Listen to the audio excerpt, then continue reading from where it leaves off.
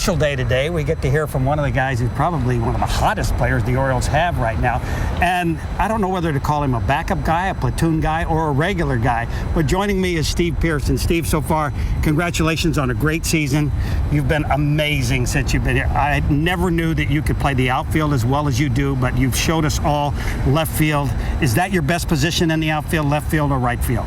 Probably left field. Left field. Mm-hmm. And you've really done a fantastic job. You got a couple of jumps on some balls. You made a great catch in Houston. Mm-hmm. And I think the secret, and you and I were talking about a little bit earlier, is the pre-thought and what goes on before the pitcher actually winds up to throw the ball. What are you thinking in the outfield? Well, before pitch, you always got to, know where your other outfielders are playing. So I like to always look at Adam to see where he's playing.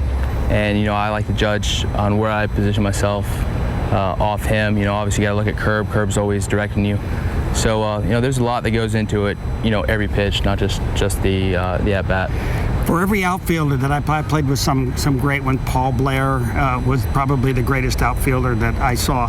But there was a rhythm and timing to every pitch. Mm-hmm. Do you have that same kind of thing where you actually walk into the pitch? Oh, definitely. You can't be stale, stagnant out there in left field. You always want to have some kind of rhythm. Stay moving so you can get the good jump on the ball. Mm-hmm. If I was the pitcher, can you show me can you walk into what you normally do, because you've got some great jumps on some balls. And really, that's an interesting thing to hear about from every outfielder. How does he walk into that position where you come set finally moving left and right? It's just like an infielder. You almost kind of, you want to you look at the pitcher going off the pitcher. When he goes, it's kind of you're going in there and then boom, and you want to be rhythm, and then as soon as that ball hits that strike zone and you see the batter starting to swing, you want to be able to move off that. One great outfielder that I played with is Elliot Maddox with the Yankees for a little while. And he used to talk about watching the pitch. Do you watch the pitch out of the pitcher's hand to see whether the catcher is sitting inside or outside? So that sometimes he would move to the left if he saw the pitch on the outside corner of the plate, and he would move to the right if he saw the pitch inside to a right-hander. Yeah, you can see where he plays, but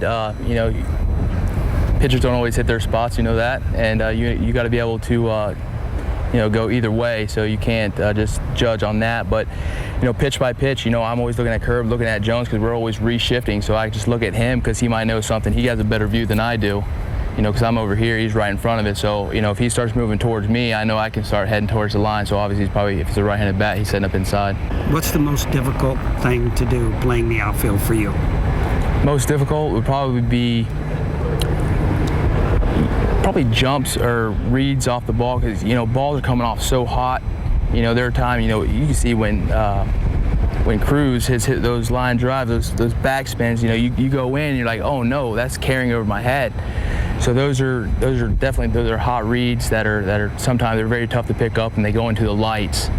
And when they stay low, they get into the lights, and that's also probably one of the most difficult things to read. What's your biggest rule of thumb out here?